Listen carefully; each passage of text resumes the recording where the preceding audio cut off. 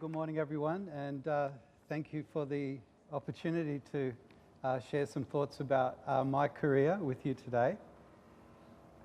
I guess people have always had a little bit of uncertainty or a lot of question marks about what funeral directors do, and probably have an image of them of being rather morbid and morose or rather thuggish for carrying big boxes. But the funeral industry is changing, as you would hope it would, to make it more positive, to make it a real, to answer a need, to provide an important event in saying goodbye to someone who has died. My background in coming into this work was mainly through my tertiary education in social work, and I worked in a lot of places. Most notably and most enjoyably, I worked in Sao Paulo in Brazil. That was a great time of my life. The way that I came into the funeral industry here in Sydney about 10 years ago was because I was a celebrant, a funeral celebrant and marriage celebrant. And so that led me into the work of a funeral director. I don't do embalming. I'm not a mortician. Usually embalmers are very eccentric people, but I'm eccentric, but not to that extent.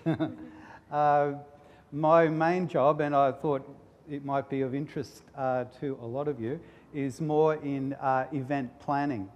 And so I'm probably just a kind of glorified event coordinator, because funerals in our age are all about providing an event, not for the dead, but for the living, to make the funeral a real celebration of life and to make an appropriate manner of farewell.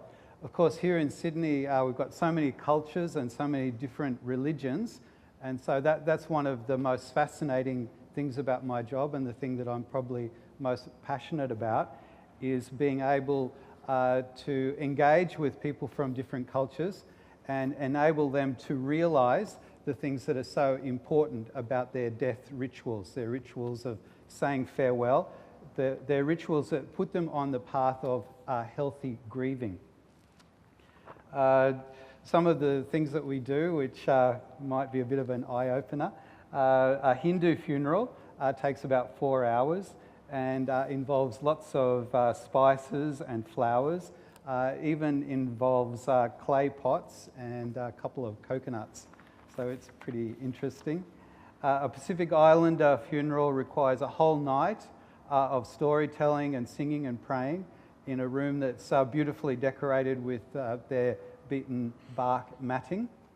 A Jewish funeral on the opposite end of the extreme usually takes about 20 minutes and is no frills at all. It's a very plain, very simple ceremony, and that's in keeping with the Jewish tradition that in death all people are equal. Italian funerals are very intense displays of emotion, and they're absolutely exhausting for all concerned, especially the funeral director. And they usually involve floods of tears and trying to stop people from jumping into the grave. We've all done that. And but the outcome is actually very healthy and very healing. The fact that people have gone through such an energetic process is very helpful to them. Just some information that I thought you might like to know. About 80% of Sydney funerals are cremations. They usually cost between $6,500 and $7,000, so it's quite a lot of money. A grave site starts at around $7,000 and goes up through the roof, probably 12 or 13. And so with funerals, there's a big cost factor. And the ashes that you get back from a cremation are definitely the ashes of your loved one, because the health department regulates very strictly how cremation takes place. How long have I got left? Oh, I just wanted to tell you a really nice story. For different religions and different cultures, they've all got ways of saying farewell to their loved ones which are really good and helpful. But we Anglo-Saxons, we've sort of thrown everything away. Like we've not so interested in religion. We're a bit dodgy about where our cultural roots are. And so we have to kind of invent the whole thing. We have to discover connections that are going to help us say goodbye in a good way. And so people become creative, and the more creative they are, the more likely it will be a good experience. And I dealt with a family a few years ago where quite an elderly lady came and she wanted to pre-arrange her funeral. And so she came in with her family, and I won't take too long. Is that all right? She wanted to pre-arrange her funeral, and so she brought her family with her, and they were sitting around, they were choosing everything and deciding what they wanted to do. And then they said, "Oh, how would you like to be dressed for your funeral?" And she said, "Oh, I'd like to be dressed in a wedding dress." And they said, "Oh, but Granny, we wouldn't have any idea where we could find the dress that you were married in, or whether it would fit you or not."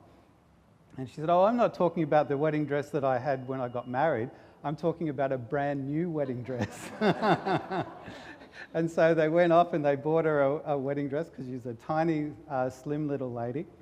And anyway, it all came to pass, and she died. And I was the celebrant for her funeral. And it was an open coffin. And the family came in, and she was there laying in her coffin, and she looked just like a little fairy princess. And the family came in, and they were absolutely mesmerized by what they saw. And they said to me, they said, "Oh, is it all right if we leave the coffin open throughout the service? Because we just can't stop looking at her." And so I said, "Oh, that's fine." And so it was as if she understood that the way that she was presented for her own funeral would be so healing and consoling and uplifting for her family.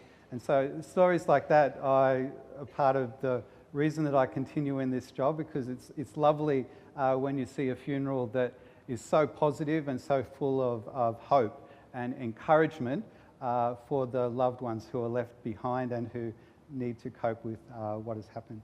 So thank you for the opportunity.